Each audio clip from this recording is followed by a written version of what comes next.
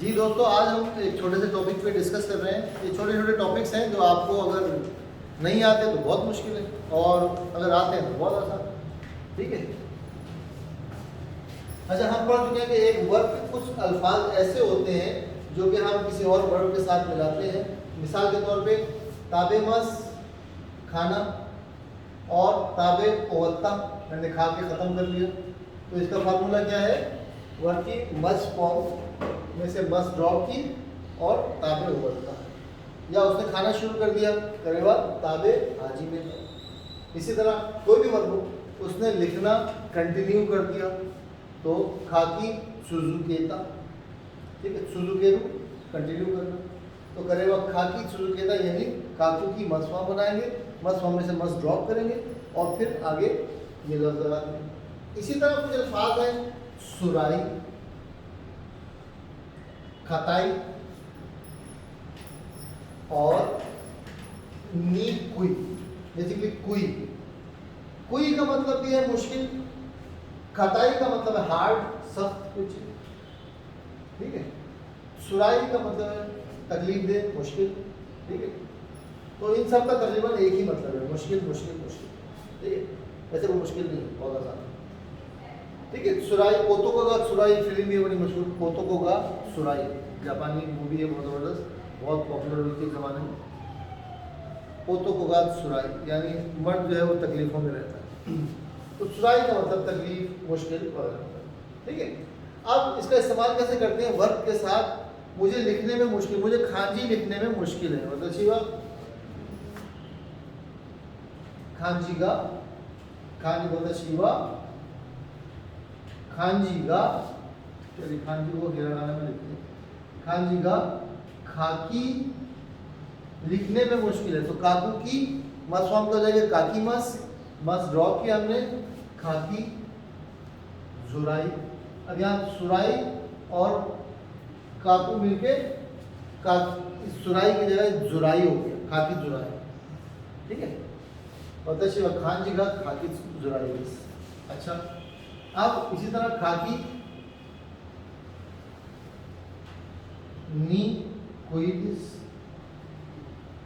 खांजी गा खाकी नी कोइदिस, खांजी जो है लिखने में मुश्किल।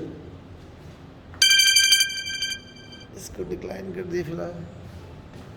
खांजी जो है लिखने में मुश्किल है, लिखने में काकी नी कोई, कोई का मतलब मुश्किल, लिखने में मुश्किल, काकू की मस फॉर्म में से मस ड्रॉप करेंगे, काकी नी कोई दिस। ठीक है, इसी तरह खाकी खांजीगा खाकी गताई, खाकी काकी मस और काकू और कताई जब मिलता है तो काकी गताई हो जाता है। ठीक है, आसान सी बात है, आपको याद रखनी है। इन साहब को बहुत जल्दी है मुझसे बात करने की, अब मैं इनसे बात नहीं करूँगा। ठीक है, काकी गताई लिखने में मुश्किल है, काकी नी कुइदिस, काकी जुराइदिस। तो ये छोटी छोटी चीज़ें, आप इसमें कोई भी चीज़ लिख सकते हैं। मुझे जापानी जो है वो बोलने में मुश्किल है, निहोंगो गा हनाशी। ठीक है, हनाशी, हनासु की मस फॉर्म किया हनाशी मस, मस ड्रॉप किया हनाशी नी कुइदिस, खाली जो है वो बोलने में मुश्किल है, हनाशी जुराइदिस। ठीक है, या हनाशी गताई। ठीक है, तीनों का एक ही फार्मूला है कि वर्ब की मस फॉर्म में से मस ड्रॉप करते हैं और ये लफ्ज लगा देते हैं, गताई दिस, निकुई दिस, जुराई दिस। ठीक है, कोई का मतलब मुश्किल, और इसका अपोजिट क्या है? इसका अपोजिट क्या है?